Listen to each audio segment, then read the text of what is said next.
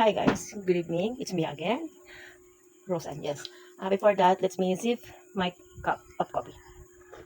Tonight video guys, let me explain you what is the difference of attachment and love. Yes. So, hindi porket attach ka, ibig sabihin, mahal mo na. At hindi rin porket mahal mo, kailangan mong maging attached. Do you know what doesn't mean guys? Here, I can explain you in Taglish. So, para lahat makakaintindi. Attachment is when you're emotionally dependent sa isang tao. Yes. Kumbaga, parang kailangan mo siya kasi siya yung nagbibigay ng comfort, attention, or feeling na buo ka. Minsan, attachment come from fear, takot. Takot na maiwan ka, takot na mag-isa ka, takot na mawala yung nakasanayan mo. Here. What about love? Pero ang love, iba siya. Love is selfless.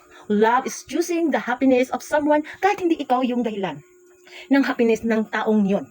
Love is letting them grow, even if it's mean letting them go. Yes.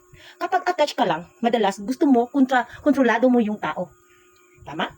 Kasi natatakot kang mawala siya sa'yo.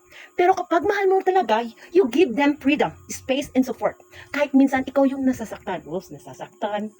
So, you don't have or don't confuse. Right? Huwag kang malito sa dalawa. Attachment with love. Attachment says, kailangan kita para maging masaya ako. Love says, gusto kong maging masaya ka kahit hindi na ako kasama mo sa happiness mo.